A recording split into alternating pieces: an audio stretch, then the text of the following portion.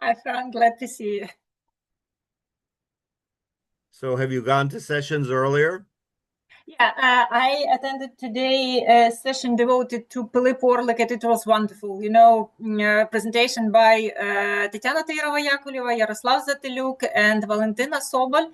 And what is most interesting and maybe even a bit surprising for me that the presenters did not talk about his political activity, but mostly about Orlik as a person, his intellectual horizons. Valentina analyzed his diary, unknown like pieces from his diary. Tatiana talked on his epistolary to Stefan Yavorsky, and Yaroslav analyzed the same piece, but in various versions from the Constitution. Yeah. And it was wonderful, And the question, which was which appeared unexpectedly, that Ukrainian nobility in this period, the first decades of the 18th century, they used French, quite widely, I would say. We expect like Latin, Old Ukrainian, maybe Polish, or even German, but French was as well as a means for like personal communication, so it was perfect. Really. Okay, well, nice, yes. Yeah. I'm excited about your lecture as well. Well, okay, we will see your excitement. But of course, this is all too early for North America. Yeah. Yeah. Yesterday I made it at 5:30 in the morning, but today I thought, no, I need to have my energy for these two talks, yes. Yeah, exactly. And today also another session is scheduled, devoted to enlightenment with Barbara Skinner, Andrei Ivanov, Volodymyr, Alexander Mater, Tomasz Konarski. So no, it's very well organized, and yeah.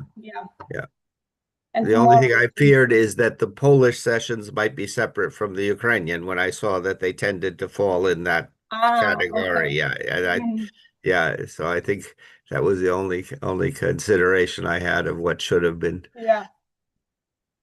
And today in the morning there were some technical issues because of this energy, electricity cuts in Ukraine, but they were very quickly solved, and now everything works. Everything works. Oh, God. Well, already on Monday we start the workshop here in Toronto, and I have all of those papers to look at over the weekend. And I thought, so by tomorrow I take off to the next conference. Yeah, although I'm very puzzled how these 5-minute discussions go. What you say in 5 minutes. Yes, it's impossible, to discuss something in 5 minutes. Yeah.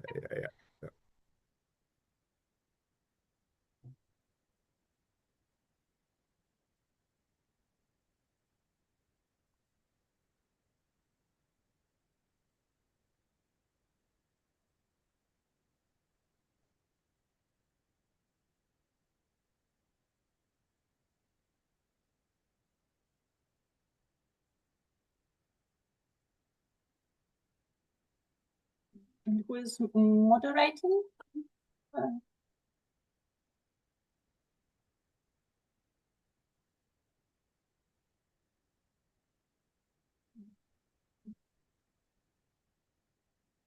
Who will moderate your lecture? The communication. I didn't look. So I assume someone will. Hi, Frank. Oh, morning. Volodymyr once again. Or afternoon for you, yes. Okay, Yes, for us, at least the sun is out by now in Toronto, so so it's not the dark that I do it. Yeah. Okay. And is it already winter in Toronto still? It is winter, and it's gotten very cold all through the Midwest and East. Yeah. Okay. We have rather spring weather in Lviv. Quite warm and without rain.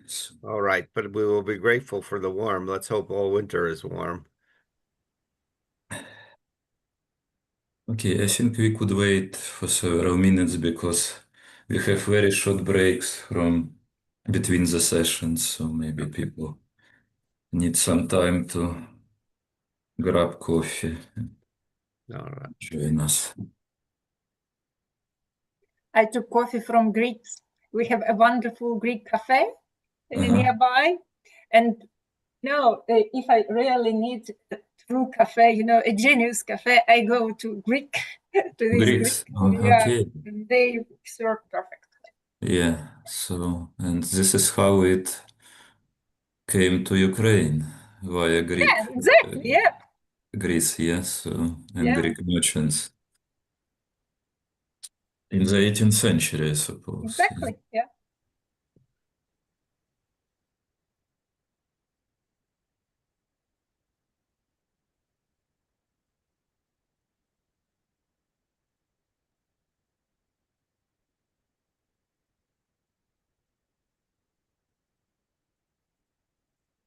You have a presentation, Frank?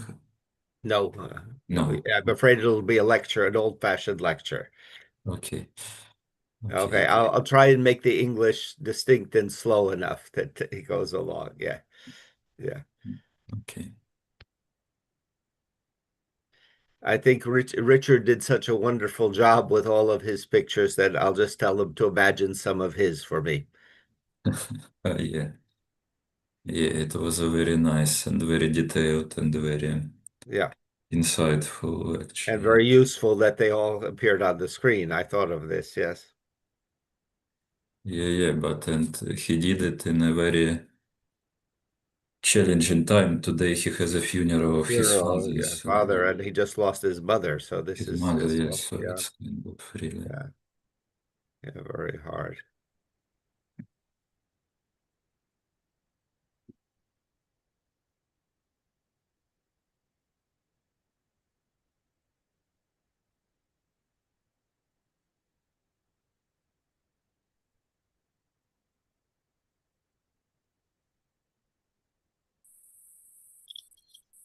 Shall we start? Sure. Yes, I think I was waiting several minutes, Natalia, because we have very short breaks, but maybe yes, maybe we could start. So welcome everybody. We go ahead with our conference and welcome to our second keynote lecture. And it's my great pleasure to introduce Frank Sissin, who is a historian, professor in the Department of History and Classics at the University of Alberta, and director of the Peter Jacek Center for Ukrainian Historical Research at the Canadian Institute of Ukrainian Studies. He graduated from Princeton University and the University of London, and he was a part of and a co-creator of the so-called Ukrainian Harvard Miracle. He defended his PhD dissertation at Harvard University in 1976. Then he taught there for several years and served as an associate director of the Harvard Ukrainian Research Institute in 1985-1988. In 1989, Frank Sissin was appointed the first director of the Peter Jacek Center for Ukrainian Historical Research at the Canadian Institute of Ukrainian Studies, University of Alberta in Edmonton, and he has served as a director of Toronto office of the Canadian Institute of the Ukrainian Studies.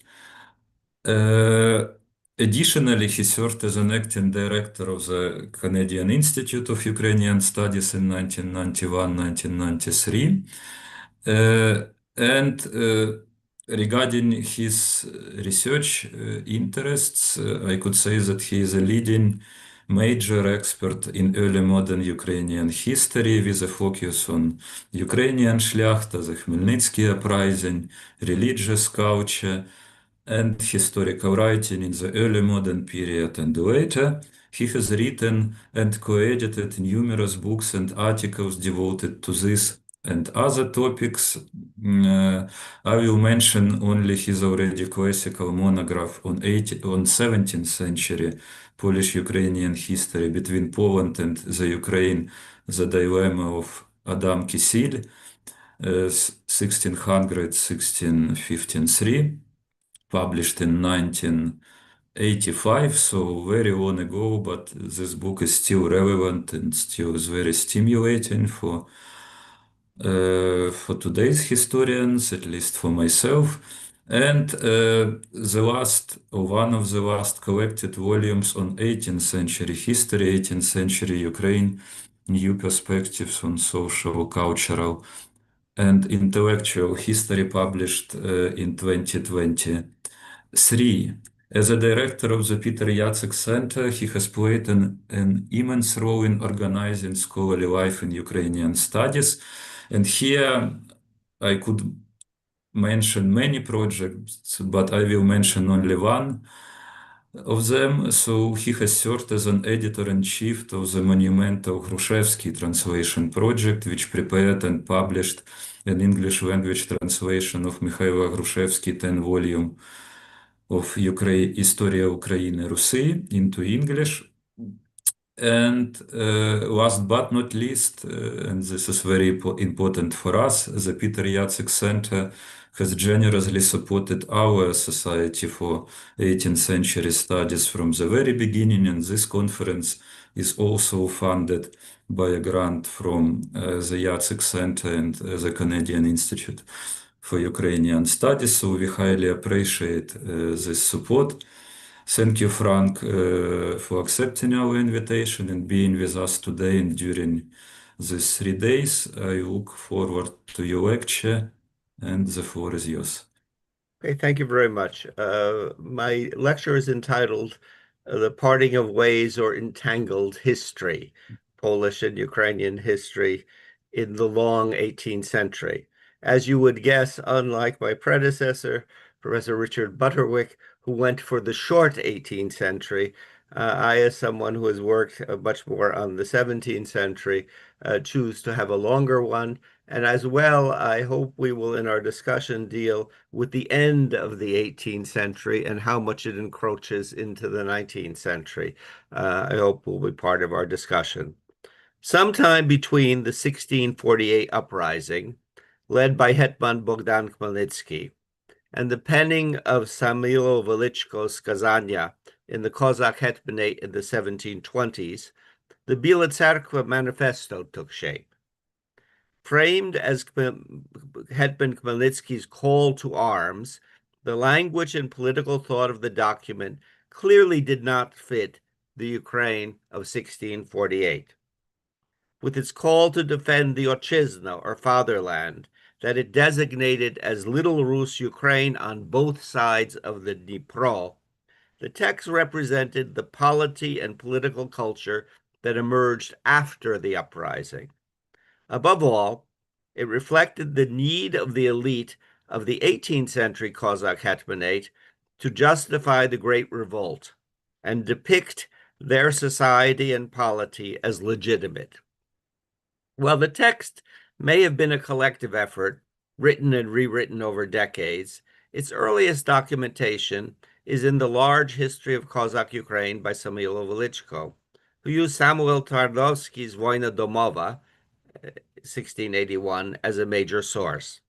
Twardowski's epic began with the phrase, "Skąd wzięła się ta hardość chłopska," and went on to talk about the rancor against their superiors, so that they would attack a Christian people rather than fighting jointly against the Ottomans and Islam. In so doing, it set forth a vision of the 17th century that endured among Poles through Sienkiewicz's work well into the 20th century. Velichko took much of his factual material from Twardowski, but otherwise transformed the historical setting and the motivations of the participants entirely. The Ukrainian reader would receive a vision of the past in which there was no doubt who was in the right and who was in the wrong. As Khmelnytsky was purported to say to the Polish prisoners after the Battle of Bati, "Gentlemen Poles, it seems to me that from now on we part from you forever. We will not be yours, and you will not be ours.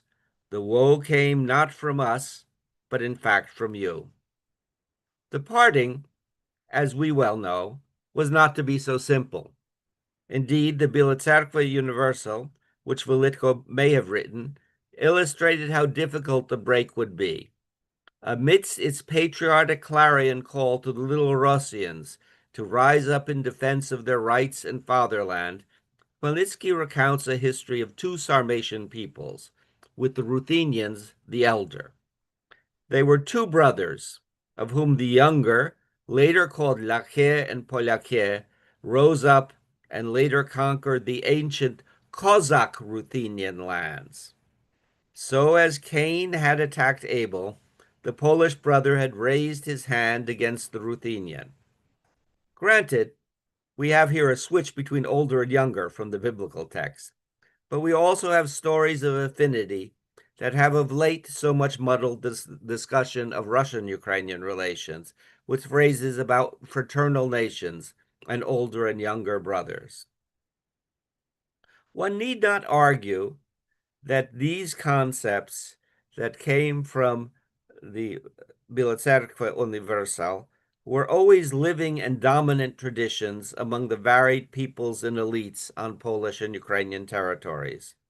Other narratives emerged that at times played more important roles.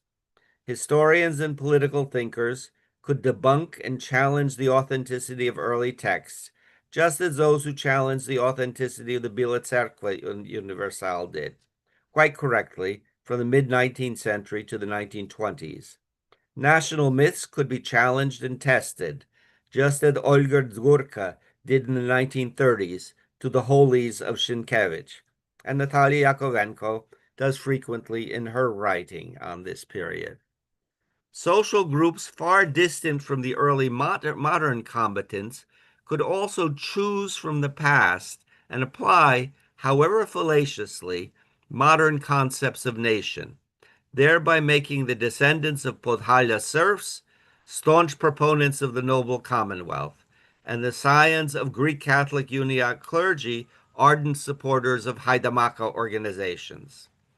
Despite the complexity of narratives and the clear differences in meaning of ethnonyms and political concepts over the last 400 years, there have been some continuities that have weighed on Polish-Ukrainian traditions right down to our age. Timothy Snyder has pointed out the need for attention to the early modern in his Reconstructing Nations, and Zenon Kohut has recently advocated forthrightly on the need to examine the early modern in his Cossack Ukraine book. Indeed, a Russian specialist, Faith Hillis, writing on the late 19th century, maintained that traditions that came from the 17th century, above all anti-Polish attitudes in Ukraine, that formed what she saw as the core of Russian nationalism, had originated in this first period. Now, I generally concentrate more on Ukrainian text, although I realize today we are a largely Ukrainian public. I do so usually because I find that our Polish colleagues have a lesser knowledge, at least to date, and that is changing, of course, of events in Ukraine. But as I turn to these Polish narratives and myths, I would like to point out to them that the first importance of this period was to argue that early modern Ukraine arose on the map because of war and through the Cossack breakthrough of the late 16th and early 17th centuries. All those modern Ukrainian collectors of cartography avidly look for the heading, Ukraine, land of the Cossacks, on Beauplans, but also on Homan's famous map, so vividly showing a unity of Ukrainian territories. It was the rising of 1648 that put Ukraine on the map of Europe, and the unexpected defeats of the Polish armies that especially aroused European attention. Setting aside the much debated question of how much the revolt can be seen as a national confrontation, one must recognize that the culture and polity of the Cossack Hetmanate made Chmielnicki and the revolt its foundation myth. As such, the Poles, and to a degree the Commonwealth, were the archetypal and classical other. One can be aghast at the historical inaccuracies and unfair characterizations in the hetmanate's most influential texts. But one must accept that works such as Hrihori Haravanka's Most Bitter War represented the elite's attitudes of the early 17th century, while Serhii Plokhy shows us in his work on the Historia of Rus how deeply anti-Polish attitudes were embedded in the text. Indeed, no less a founder of Ukrainian historical thought than Hrushevsky described his horrors at the fictitious tortures of Nalivayko in the History of Rus. But there were many other relations and narratives in the Ukrainian lands. One can recall the Hadyach agreement, the relationship of Mazepa and Leszczynski, and above all, Orlik, all topics that are being paid attention to in the conference at date. But still, we must remember the formative myth of modern Ukraine originated in the territories where the revolt against the Commonwealth succeeded, and in the literature that glorified the revolt and the anti-Polish struggle. This is in marked contrast to Polish attitudes towards these events and the concentration on the Commonwealth within the 1772 borders, which are often read back in time and exclude the territories of both the Hetmanate Sloboda Ukraine and to degrees of Zaporizhia, as well as the Polish concentration on the Enlightenment. But what if we are wrong? What if we are prisoners to these myths that are so deeply embedded in the Ukrainian tradition? What if Khmelnytsky's "we will part from you forever" has really put us on the wrong track, and we should much more carefully look at the entangled history, Polish-Ukrainian history, particularly in the 18th century. Now, I do this with some trepidation because we did not include, and I did not include in this discussion, the Grand Duchy of Lithuania and Lithuanian attitudes, which I think compose a discrete and separate component in our discussions. One only need look at the history of Orlik's origins and where he wound up to see that we are really dealing with largely a Lithuanian, some way stretching to Bohemia, and then from Vilnius we go to Kyiv. And if we miss that aspect, I think we are making a mistake. I also believe we are prisoners of periodization. 1648 looms so large, just as 1772 does. That is, our tendency then is to see developments within that contextual relation. And of course, there is much in the 17th century that carries over and is important for 18th century developments. We only need mention Andrusova in 1667, the policies of Petro Doroshenko, and the complex triune policies that he followed before really the fate in many ways of Ukraine was decided in 1676, the subjugation of the Kyiv Metropolitanate in 1686. But as we turn to the end of the century, we are brought back by Mazepa back to the intertwined histories of Poland and Ukraine, not only because of Stanislav Leszczynski, but also more deeply the personal biography of Mazepa and his relations, and to understand the Mazepa who, after all, was willing to break with the link with Muscovy, Russia, or when we look at the cultural relations of that period. And I think we have much to study to see how the two fit together. And then, as above all, as I have pointed out in my first discussion, turning to the figure of Orlik, from the language he writes in, from his conceptualization of how the Orlik that begins in Vilnius can develop into the Orlik of the Khazar myth and of the concept of an independent Ukraine having rights to break his ties.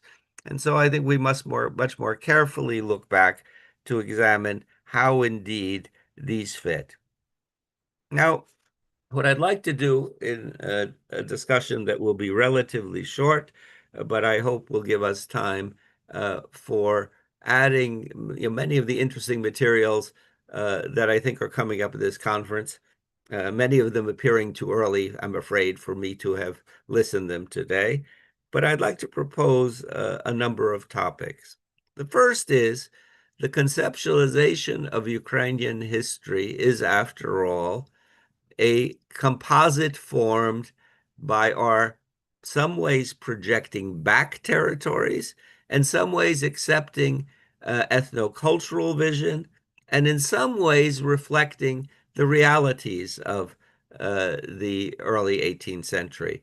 We will never have fully an explanation of Hohmann's map and why it works the way it does, but it does, after all, show a certain continuity of these territories. But it means that Ukrainian history itself, with its core of the Ukraine on the both banks of the Dnipro River, by the way, an imagined fatherland that I think in many ways is a precedent for the Poles' imagined fatherland of the 19th century, if we want to look at historical analogies. But if we look back into what we choose to call Ukrainian history, we must justify why we put these territories together, to what degree these are a cultural zone, and to what degree do they distort our understanding and relations with other societies, above all. I think perhaps we should broaden this and to say that the attention to the state, and in many ways we project back the state as well into the 17th and 18th century. That is, the state of more modern times, much more effective in governing territories, was certainly not the Polish-Lithuanian Commonwealth of the 17th century, and certainly not as well the political entities that exist in the 18th century on Ukrainian and Polish territories. Perhaps a new way of looking at the entangled history would be to try and de-emphasize borders. We know much more now on how these borders are being formed, and to see if we are really dealing with transition zones and spectrums.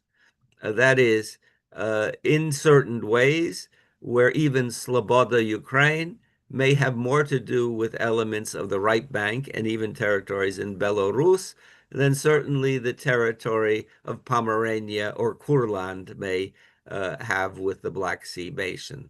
So I think that kind of zone projection in which we do various maps and circles on it may improve our relation or our understanding of how entangled these histories were. The other is, of course, our need to involve the states that bordered, that became important. Above all, contact points, such as St. Petersburg, which have influence on both Ukrainian and Polish traditions in different periods, and are, after all, points of contact. And as a basis, we, of course, can think of the decisions of Vienna, that is, the Galician creation of 1772, which in some ways gets left out of the short 18th centuries, but produces such a differing Polish-Ukrainian relationship because of the visions of both the Habsburgs as to the powers of the kings of Hungary, and the creation of a zone with, at least in name, reaffirmed a certain Ukrainian context.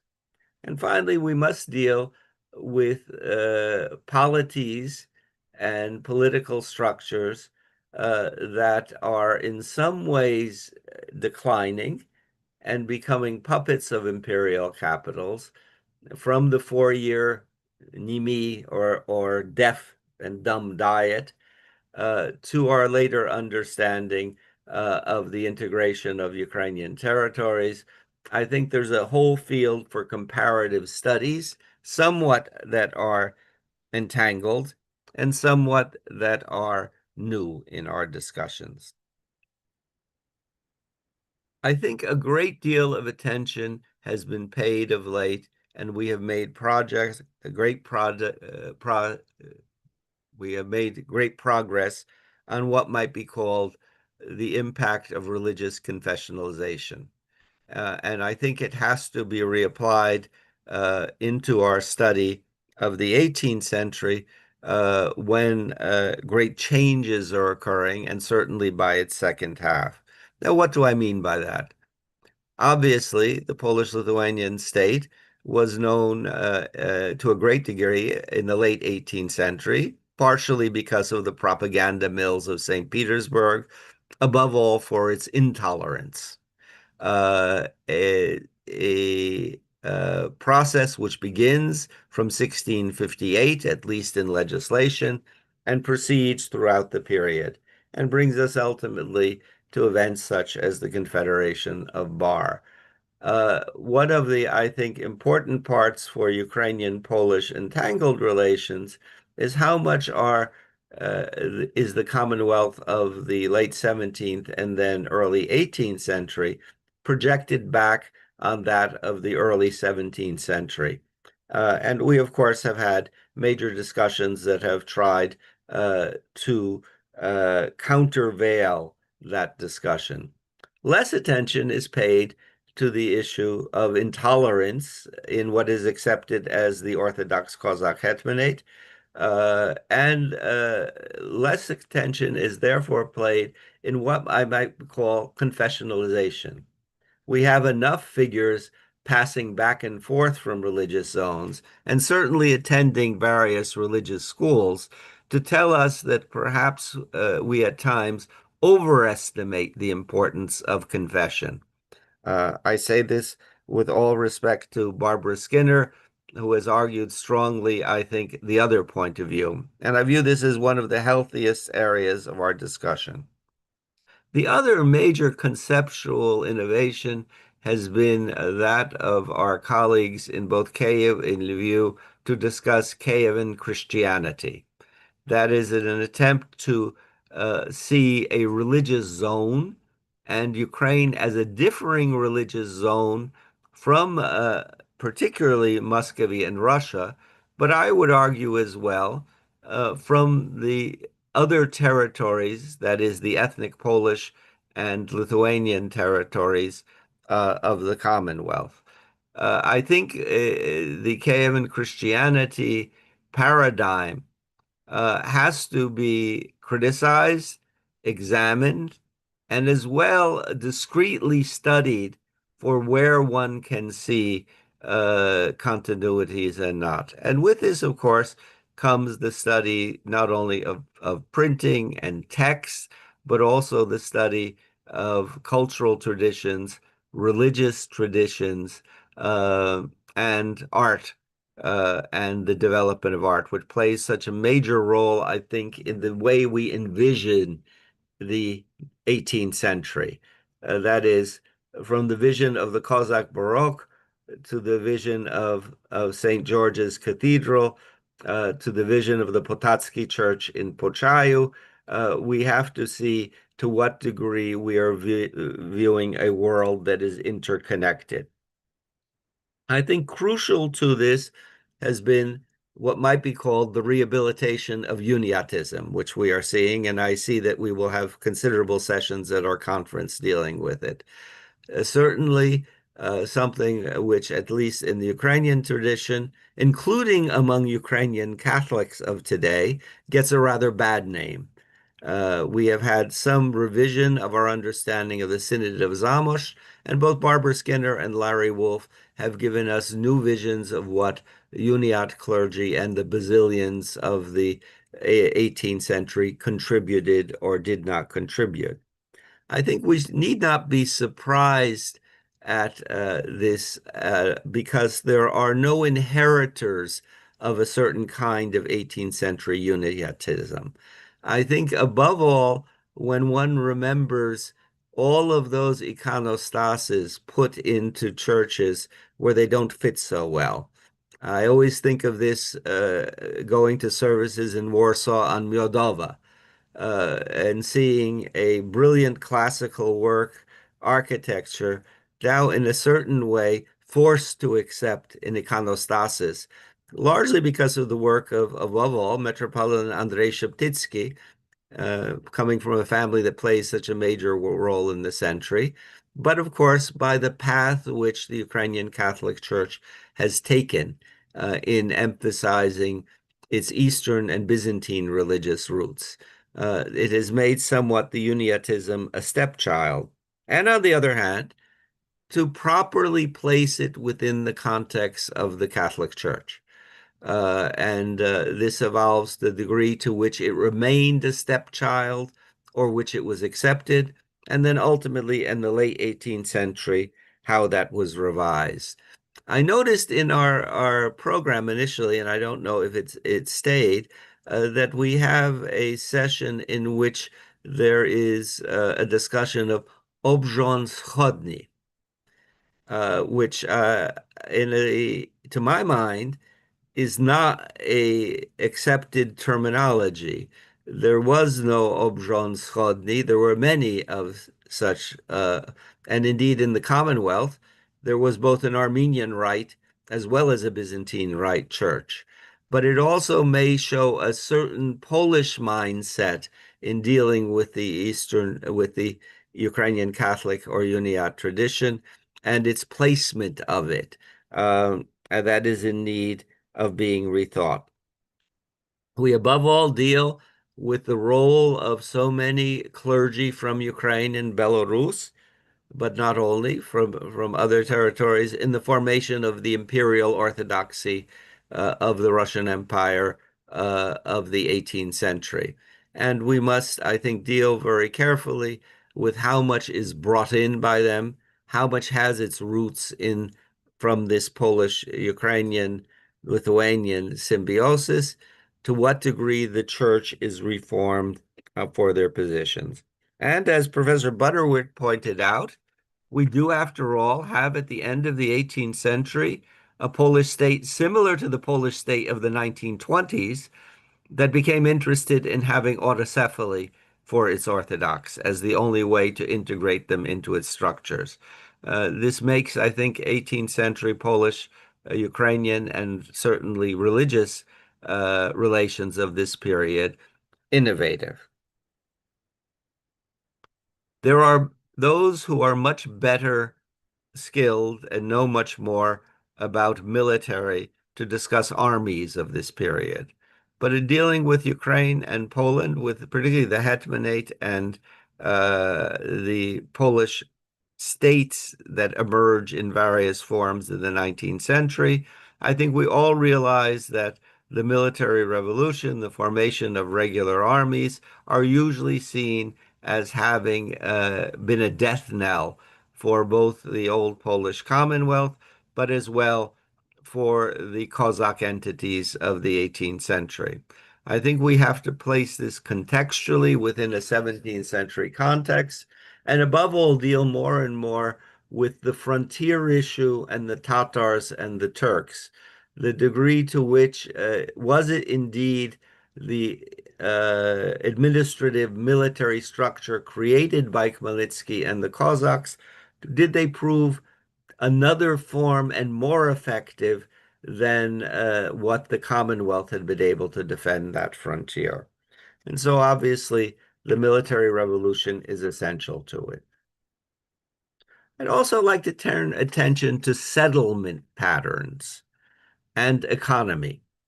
And as perhaps in economic history, where I view, at least in my reading, we are not making the progress that we made much earlier from the time of Małowist and others who studied this zone.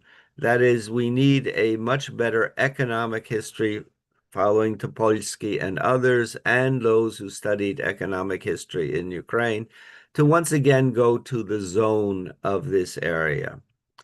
I think as well we have to deal with settlement patterns. much attention has been paid to the settlement of the South and East in the 17th century. But I think we must remember that there is a second settlement that occurs.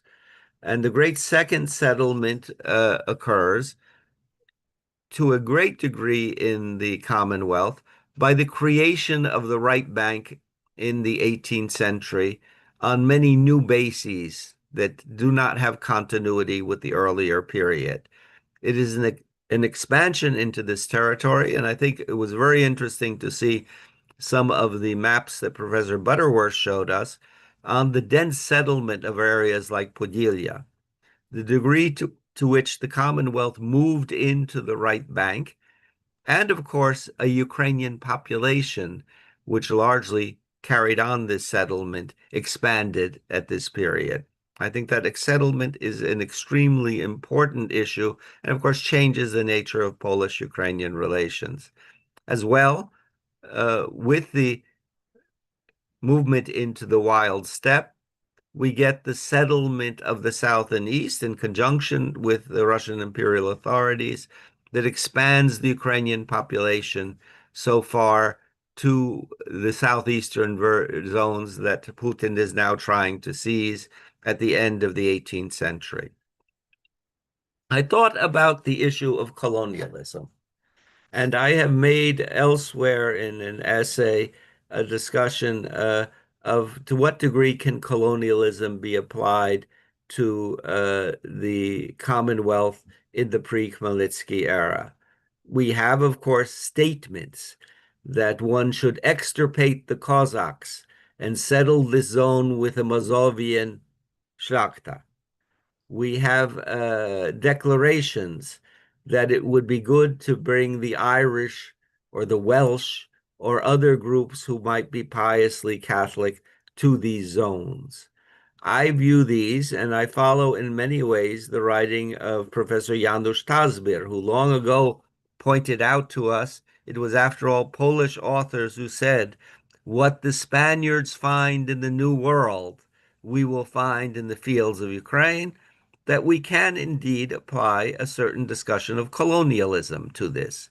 It is not only the issue of differentiation of whether groups are of the same race or of the same cultural sphere, but also a conceptualization of how one can exploit a territory, and certainly that applied to the 17th century. Is it also useful for looking at the right bank in the 18th century? Certainly, the outer trimmings of this are there as the great palaces are formed and as increasing serf obligations are placed on the local population. One can see someone's reminiscent of various plantations of the south of the United States. I think it's an open discussion and one we should have.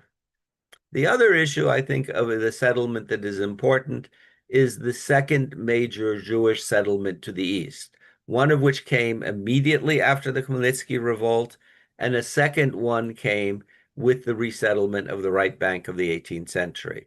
This, after all, was to leave historically, after these territories were partitioned, to Ukraine and Ukrainian history with a large Jewish community and settlements.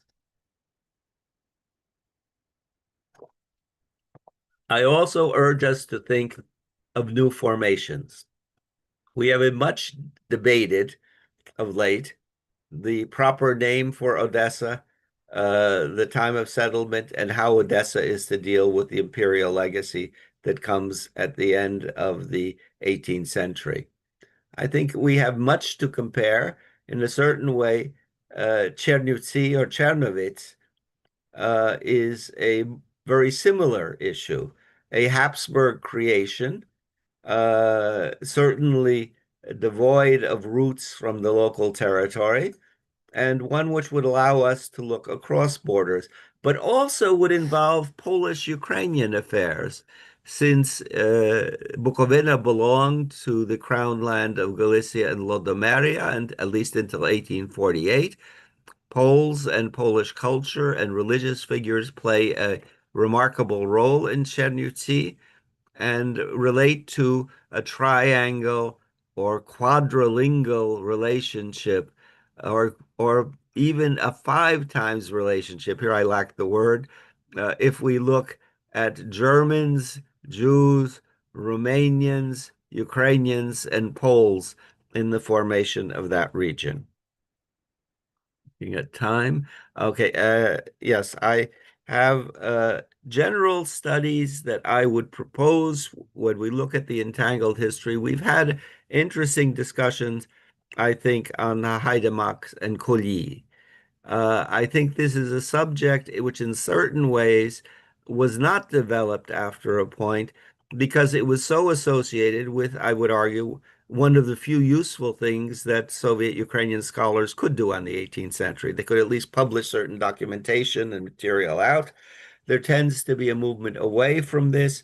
And of course, with concentration on more statist Ukrainian formations, it becomes less important.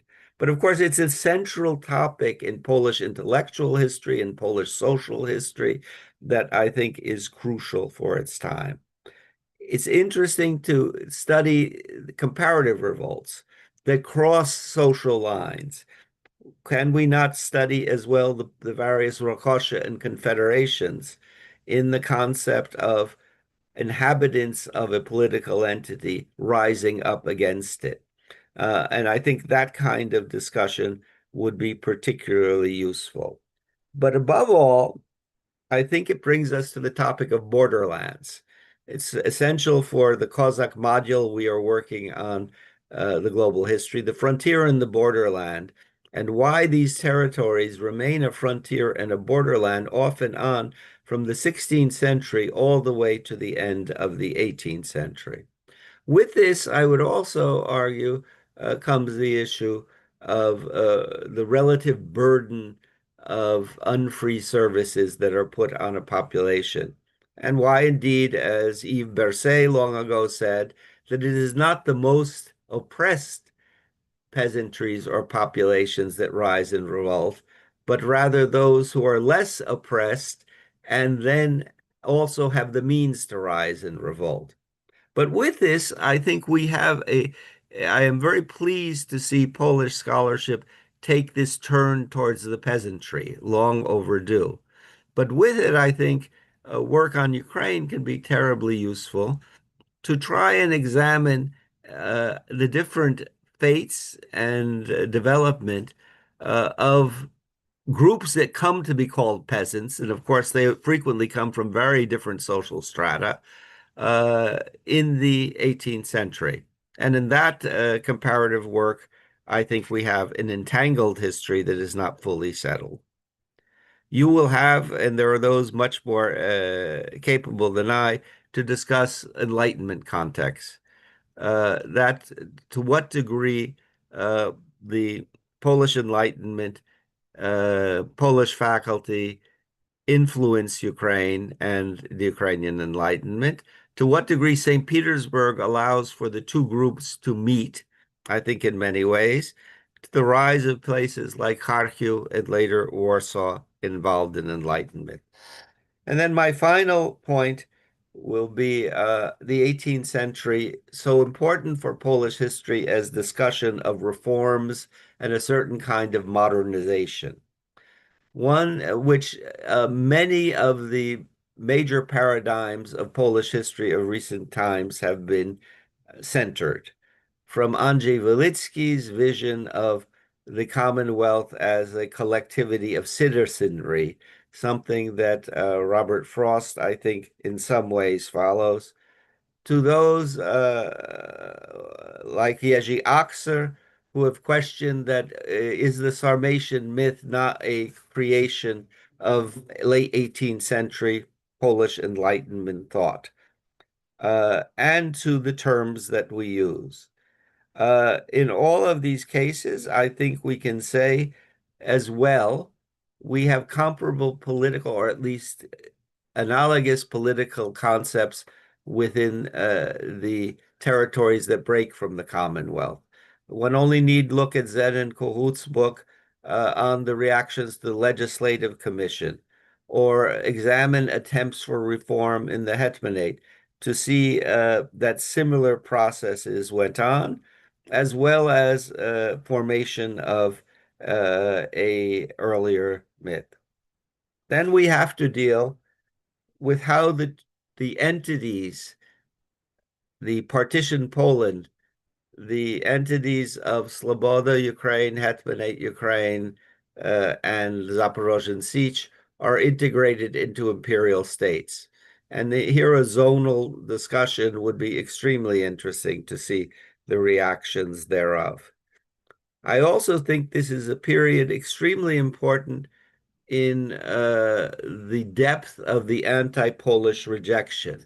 I think here the interesting process, I have seen a number of works which discuss Polish continuity in Kyiv and think that it occurred in the late 17th and early 18th century.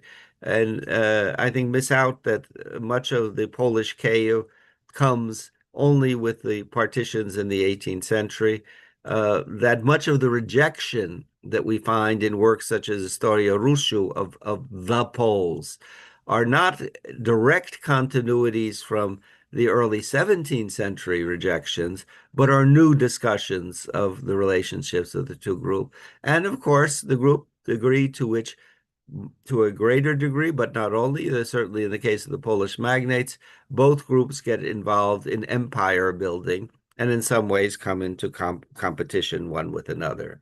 And then the final part is what gets left out, that is the bringing of nation to conceptualizations, which I argue occurs already in the 17th century, certainly in the Ukrainian territories, of a ethnocultural narod or a political narod becoming an important component, coming from Polish and the Commonwealth and used in the specific relationship, because I think intensified by the concept of Ruskis as associated with the Eastern Church or the Byzantine Church in these territories.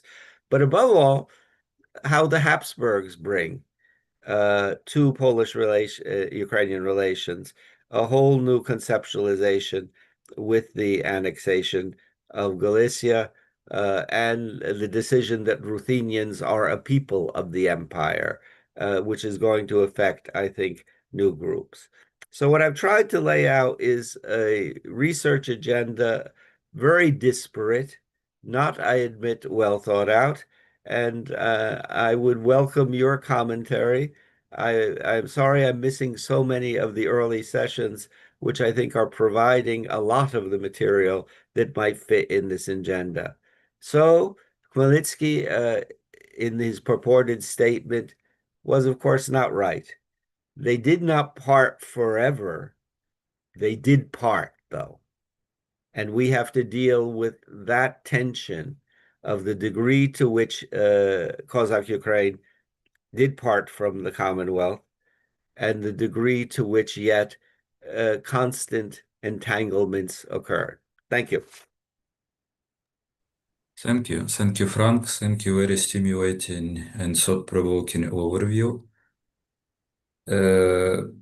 So we open the discussion. I remind you that we have 3 official languages, English, Ukrainian, and Polish. So you may ask your questions and comments in all of these languages. If you would like to do it, please raise your hand. I could start maybe with first question. So you started your career as a researcher with a PhD dissertation and the book on Шляхта, on Adam Kessil, in the first half of the 17th century, Ruthenian Szlachta in the Polish-Lithuanian Commonwealth before the Khmelnytsky uprising. And after you published this book in 1985, many things happened, and historiography, especially historiography in Ukraine, made much progress on studying the issue of Szlachta and Ruthenian Szlachta in the Polish-Lithuanian Commonwealth. And I think we could speak about the rehabilitation of Szlachta, what we saw in the recent decades, especially Yakovenko School, and the culmination of these works by Natalia Starchenko, which deal mostly with 16th and 17th century, not the 18th century. But so there has been this rehabilitation of Szlachta, and very recently we had the article by Yuri Zazulyak, you read it, which kind of critically reviews this historiographic trends. So what do you think about this, and what do we see if we speak about Ruthenian Szlachta in the Polish-Lithuanian Commonwealth? What do we see in the 18th century? Yes, so what new research have you read about this, and how can we and how should we approach this issue, the role of Ruthenian Szlachta in the Polish-Lithuanian Commonwealth during the 18th century? Yeah, so just shortly on my own work, I worked greatly under the influence of Lipinski. And of course, in reality, Lipinski rejects the Polish-Lithuanian Commonwealth model. Lipinski for Lipinski, the crucial issue was that this model had failed. It had not formed a proper state, and that the nobility had joined the revolt in large numbers and formed let us say, a more effective entity, political entity for the Ukrainian territories. Of course, he was also involved with his concepts of state building. This drew me, of course, to looking into Adam Kisil, not least of which because he left such a huge epistolatory and general inheritance. Due to the decisions of the Soviet authorities, I was not permitted to work in the Soviet Union on this topic.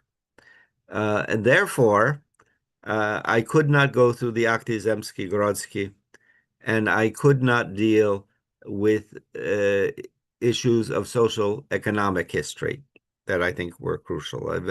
I eventually got to at least some material in Lviv much later when I arrived there. So this becomes, I think, the differentiation of the current Szlachta revival and what might have been called the earlier interest in the nobility that we who worked in the West had from this. That is, the question was, and I was even criticized for posing it as the dilemma of Adam Kisil. That is, one of my reviewers said there was never any dilemma. You knew where he stood.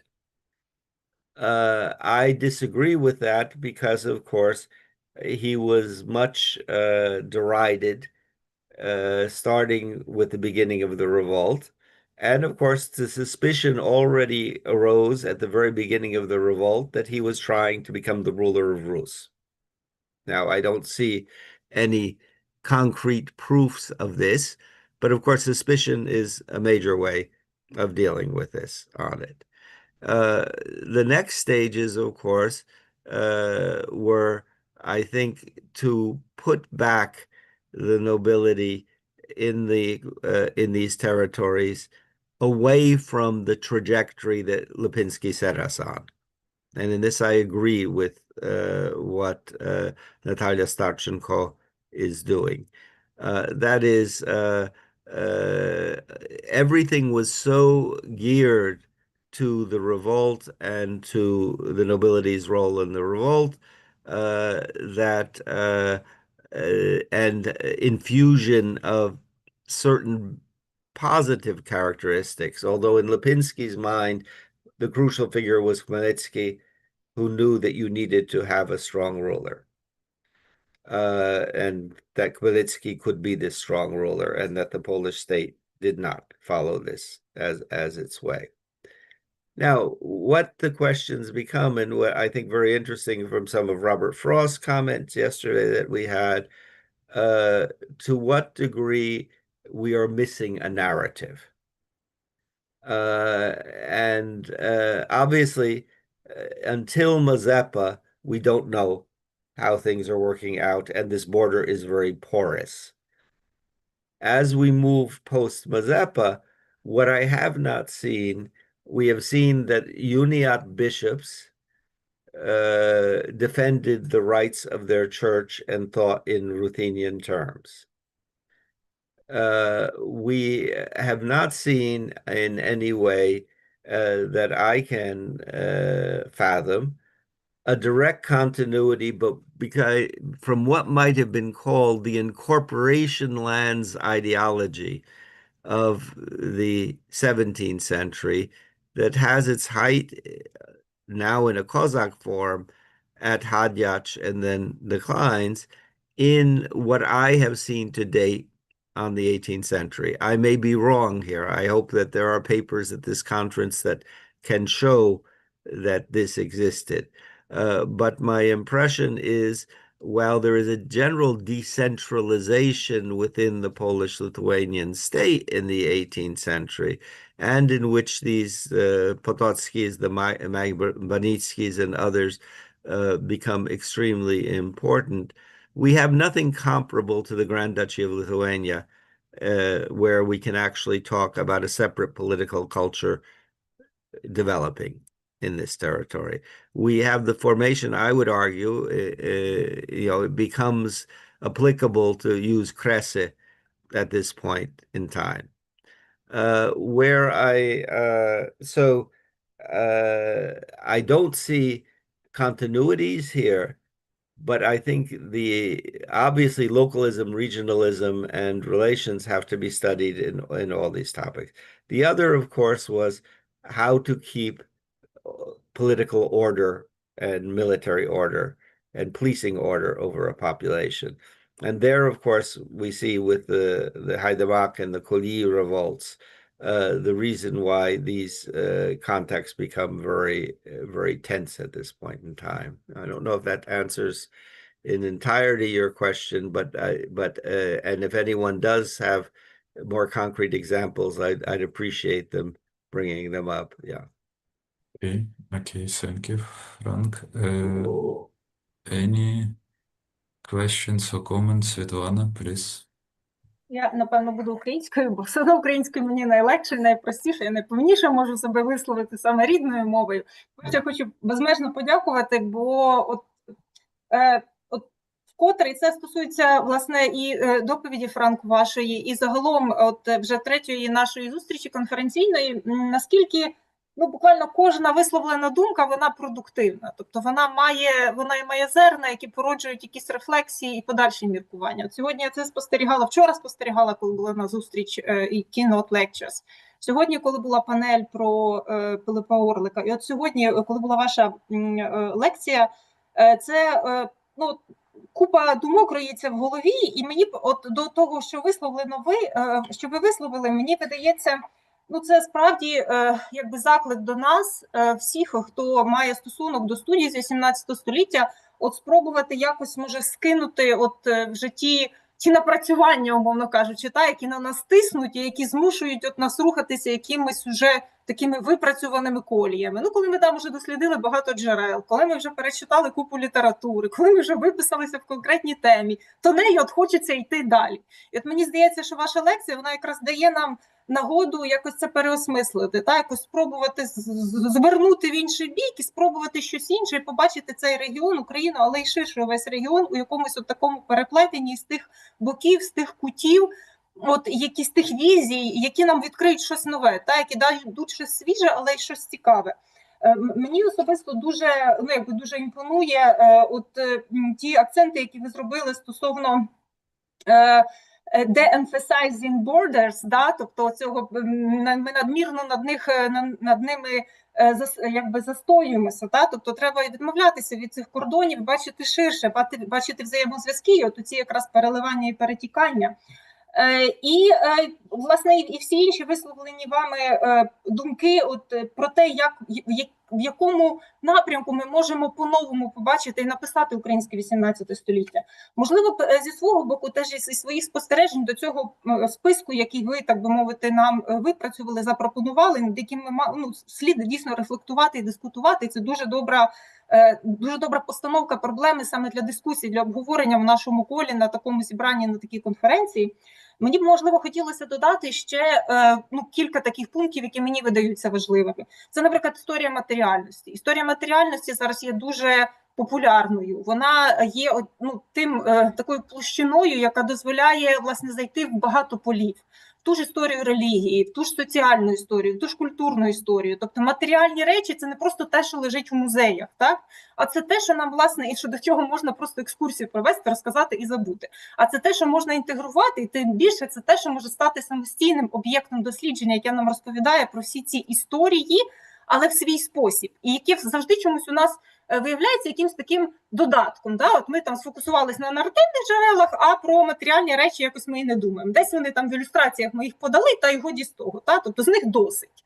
А насправді з них не досить, бо це джерела самоцінні, які можуть самі по собі нам щось розказати, і саме наративні джерела можуть бути додатковими до них.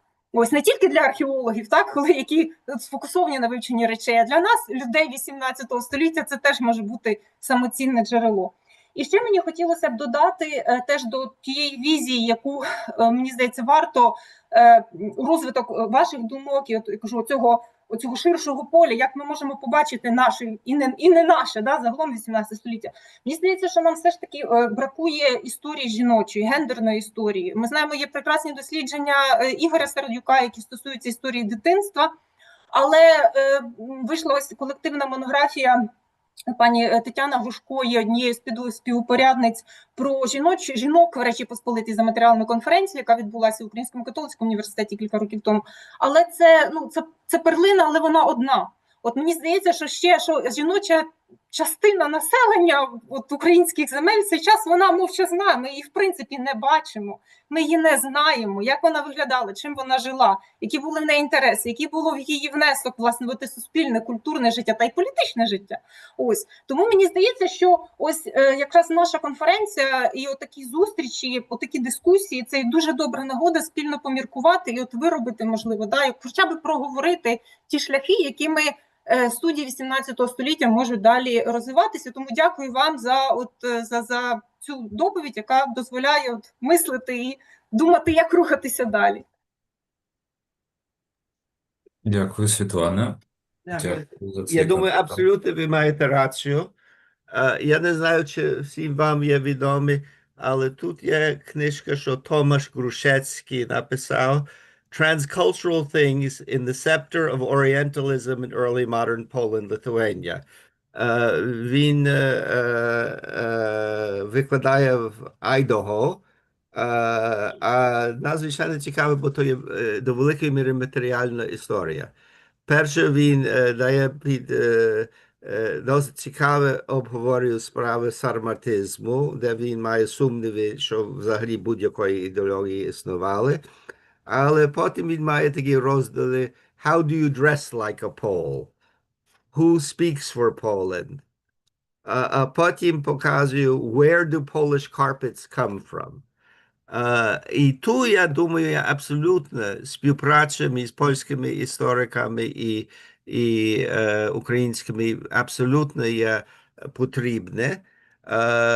І ми багато би могли навчитися власне від того орієнталізму. Я пізніше напишу, як хтось зацікавить тим. А надзвичайно цікавий такий вже дослідник, спеціаліст історії мистецтва.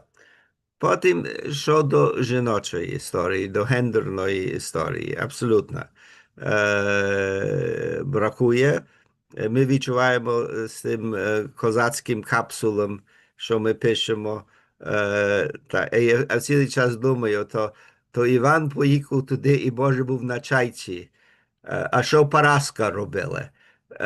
І часто ми не маємо відповіді. Я думаю, як ми розуміємо від праці, що Катерина Диша написала, де вона каже, вона все має труднощі розуміти місце даної жінки, бо часто вона тільки є Іваниха, і немає прізвища, і трудно локувати її десь в тих структурах. Тут ми маємо все, я думаю, ті плюси з білоруської території. Власне, ви мали нагоду слухати ту сесію про Орлика, я там не був, але я подумав про це. До якої міри Вільна, де були абсолютно інші відносини між групами, де русини мали абсолютно інший статус в тім місті, і до якої міри впливали, власне, на формування Орлика. Я не би міг уявити, що Орлик би походив з Львова. Вільна була абсолютно інші терени цікаві, але також ми через працю Дейвіда Фрика, принаймні до 17 століття, маємо досить цікаво описане ту історію. На загал, як я казав, мій поклик про ті границі і так далі, 1772 і так далі, є до польських колег. Але як ми хочемо відкрити дискусію, українські історики мусять почати ту дискусію, так, власне, і вибрати ті нові теми. Тут, очевидно, є величезне досягнення польської науки. Часто в тих, я є за тим позичати, але позичати як адаптуємо. Тут, я думаю, є певні труднощі тепер в наших гострих дискусіях, що відбуваються тепер, де, я думаю, границя, де є польські міфи чи міти, а де є дійсність, є важне в тим. Також, я думаю, власне, Наталя Яковенко надзвичайно цікаво пише і ставить перед нами велике питання. Навіть як словництво то саме є, навіть як зовнішня структура виглядають подібні. Чи вони справді є подібні? Так, я думаю, то є абсолютно геніальний підхід до тої справи, як ми маємо дискутувати, що відбувалося в Гетьманщині і так далі. Але на відворот, я думаю, є певні способи для польської науки розуміти краще то, що діється там, через вивчення ті події на українських територіях.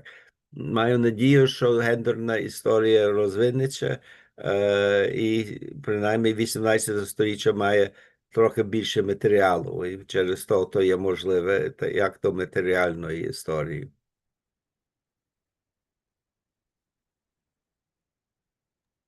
Дякую, Франк. Колеги, ще якісь питання, коментарі? Ми вже перейшли на українську, так що можна менше боятися. Я, може, тоді ще українською одне питання поставлю. Зранку ми мали сесію іншу про рецепцію спадщини Речі Посполитої, після Речі Посполитої, в другій половині 18-го, першій половині 19 століття. І це була дуже цікава сесія, де виникло, зокрема, питання, чи ми маємо переглянути періодизацію, запропоновану раніше Ігорем Шевченка, якого ви, Франк, добре знаєте, так, з яким ви працювали в Гарварді, який сказав, що якби цей такий фундаментальний інтелектуальний культурний вплив Речі Посполитої на Україну, козацьку Україну, він десь завершується всередині 18 століття.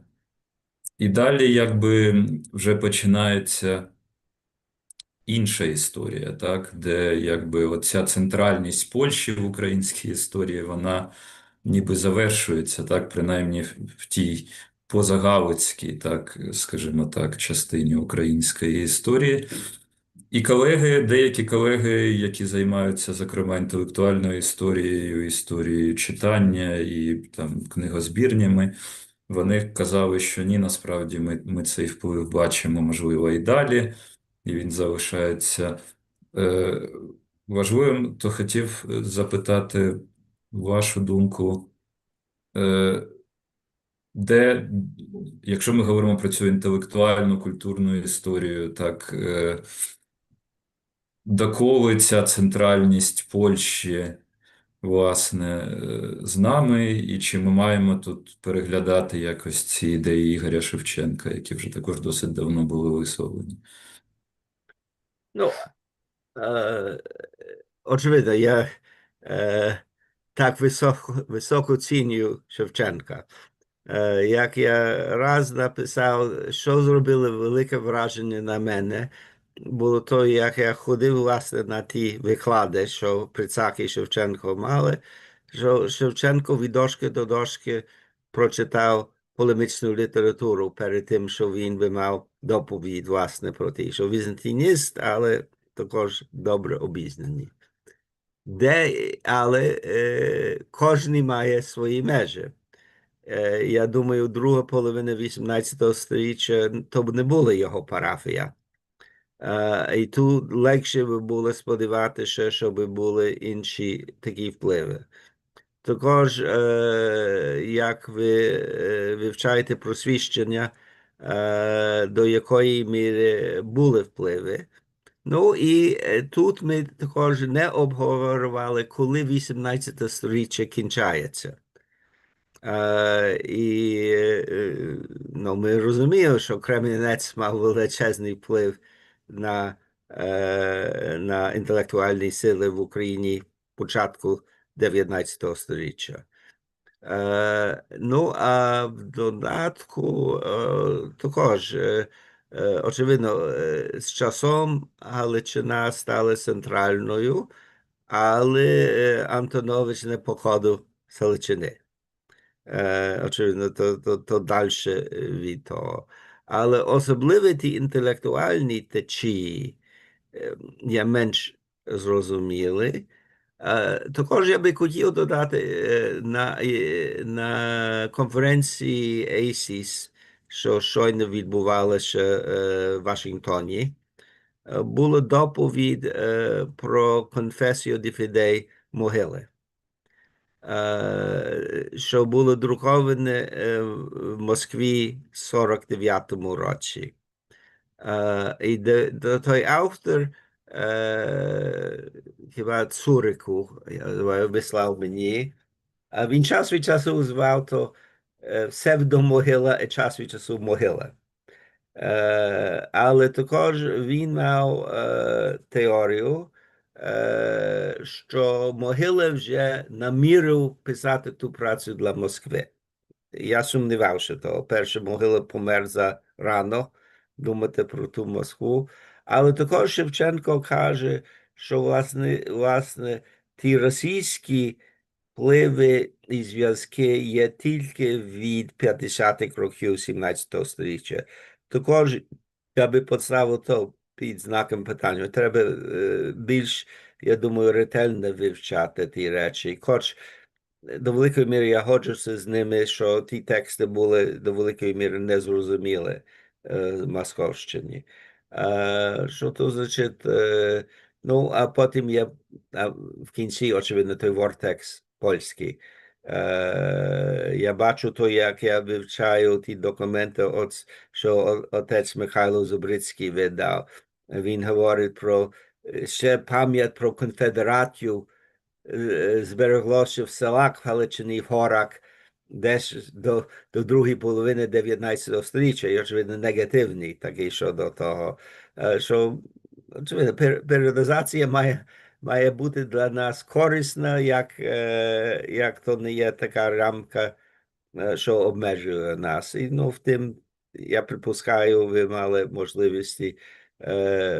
можливості почути власне по ті впливи. Ну, і час від часу кожне святе письмо потребує нову інтерпретацію. Так, погоджуюсь. Дякую. І маємо ще професора Волошина, пана Юрія, прошу.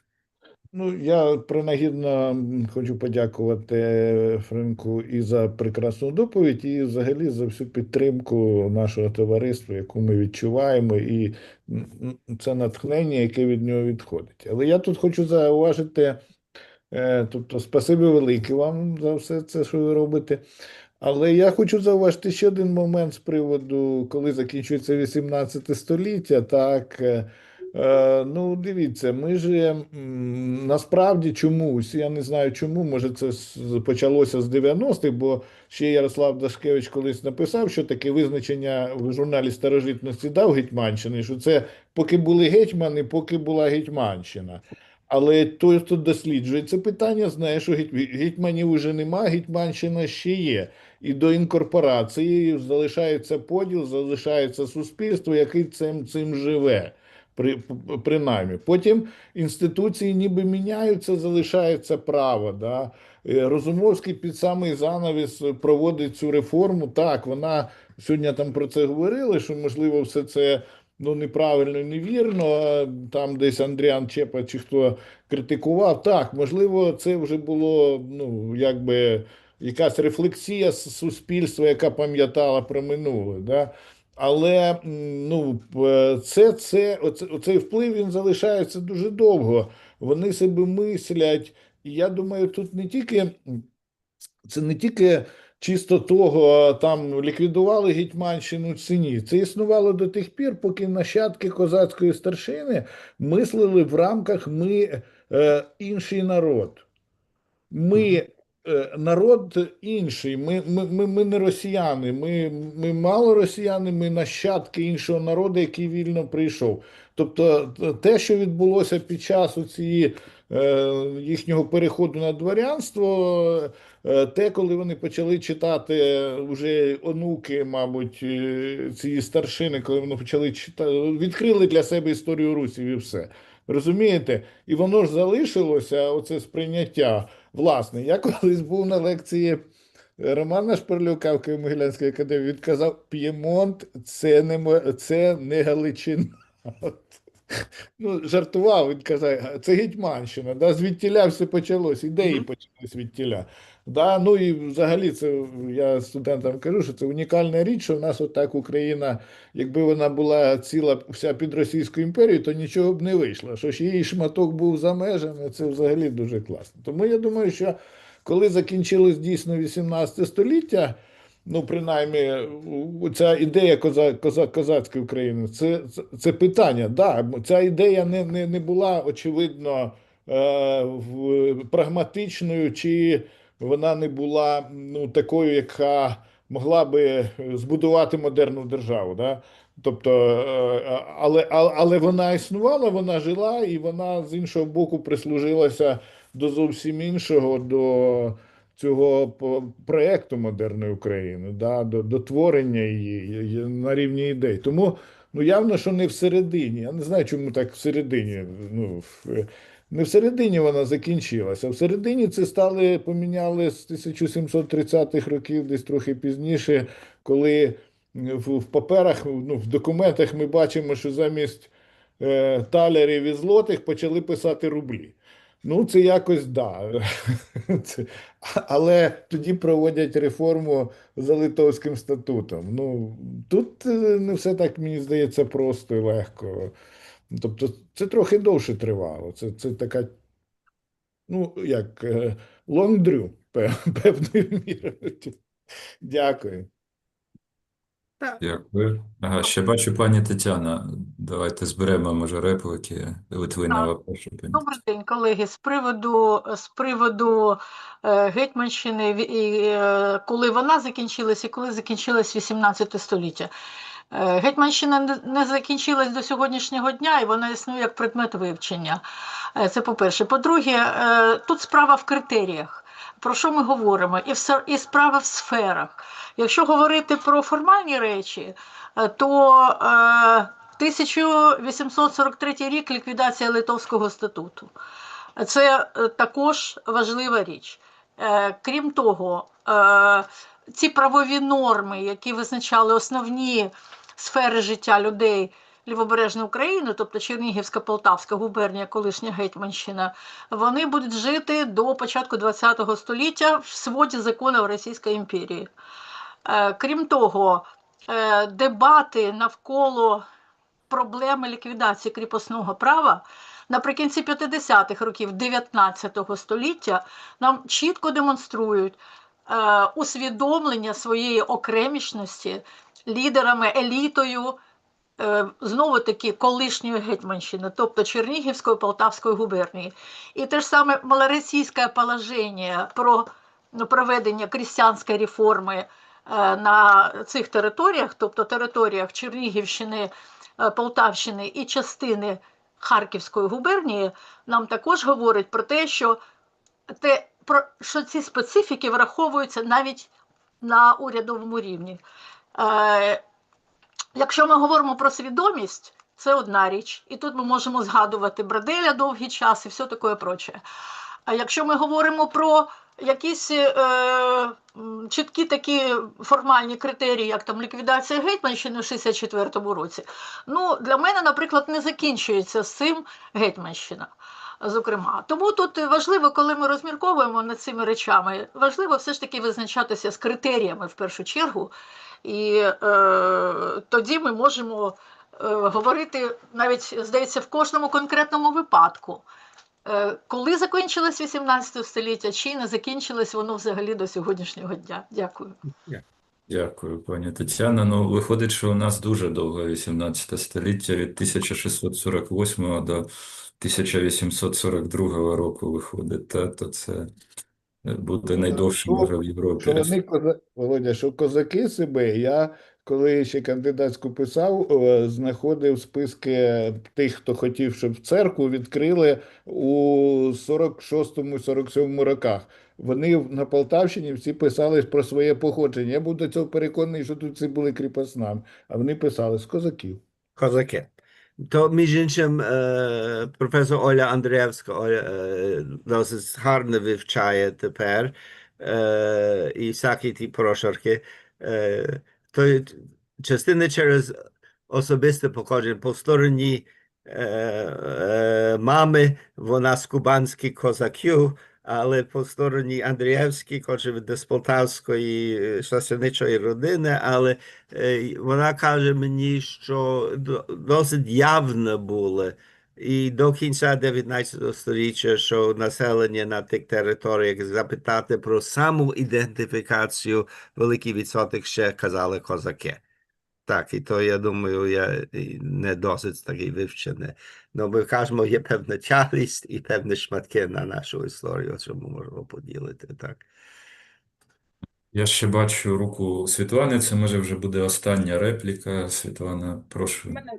Просто буквально мені прийшло на думку, що нещодавно перечитувала зовсім з іншої причини, не з причини пошуку Гетьманщини, спогади Павла Скоропадського, мені йшлося про релігійні практики, і натрапила на шматок, де, от я знову відкрила цю презентацію, щоб з голови не цитувати, ми розуміємо, що в яких умовах писалися ці спогади, тобто ми розуміємо значення цієї фігури в 20 столітті, в політичному русі, але попри те, ну, я б не нівелювала, да, не відкидала ті згадки, де, наприклад, Скоропадський пише, що, от, цитую, ми не великороси, ми вважали себе не великороси, а малоросіяни знатного походження, так? Та ми зовсім інакше ставилися до Мазепи, ніж до Мазепи ставилися великоросіяни, і ми навіть намагалися дотримуватися тих релігійних практик, наприклад, як хрещення не через занурення, а через обливання, які були от характерні для наших теренів, от київське християнство, про яке сьогодні Франк згадував. Тобто, от і те, що пан Юрій, пані Тетяна говорила, що це залежно в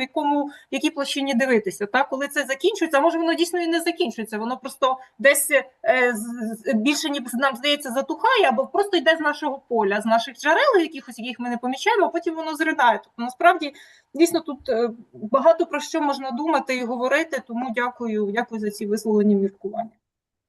Ну, може, закінчив, що ж треба про Канаду і про Америку казати. Не знаю, чи вам є відомо, але ту в Північній Америці в 20-30-х роках минулого століття на загал Українська православна церква підтримала УНР. Українська греко-католицька церква підтримала Скоропадського і Гетьманщину. Так, щодо тих. Українці дивний народ. Очевидно, греко-католицька церква тут хотіла порядок. Українська православна церква більш революційна була, бо вони прийняли українську мову богослуження і взагалі іншу традицію. Але це я даю так само, як наші греко-католицькі священники, так підтримала всяка асоціація гайдамаків, так же, і не пасує до тих рамок так легко. Так. Дякую. Дякую, Франк, дякую дуже колеги, які були з нами.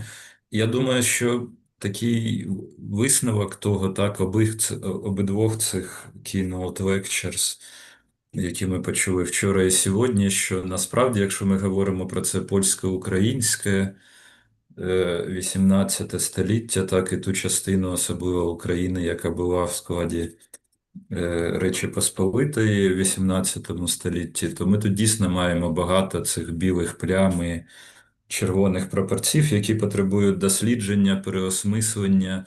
І якщо ми порівнюємо з дослідженням українських земель, які були в складі Російської імперії, то, очевидно, тут зроблено значно менше. І тому є над чим думати, є над чим працювати. Тому дякуємо Франку Сисіну за дуже стимулюючі думки. Сподіваюсь, він їх оформить в такий писаний текст, який ми зможемо також опублікувати, і він стане доступним значно більшій кількості науковців. І я хочу сказати, що наша конференція триває. За півгодини ми зараз будемо мати перерву, а в 17:30 за українським часом ми будемо мати кілька цікавих паралельних панелей. Я шкодую, що не зможу бути на всіх, але багато говорили про просвітництво. У нас буде окрема панель про просвітництво і в Російській, і в Габсбурзькій імперії. Буде панель про Збігнєва Вуйцика і його роль в дослідженнях української історії, де також Франк буде брати участь, але і багато інших: Томаш Стрияк, Тереза Хенчевська-Генель, Олексій Сокирко. І буде панель про освіту, і окремо ще й презентація нової книжки Володимира Маслійчука про прикордоння, Білгородську єпархію і київське християнство на російсько-українському прикордонні. Так що запрошуємо залишатись з нами і ввечері, і завтра. У нас ще майже цілий день цікавих панелей і загальні збори українського товариства, де буде також переобиратись правління товариства, тому вас всіх запрошуємо долучатись. Це буде в 15:30 за українським часом. А зараз дякуємо ще раз професору Сисіну і маємо півгодинну перерву. Півгодина. Дякую. Дякуємо. Дякую всім. Дякую. Дякую.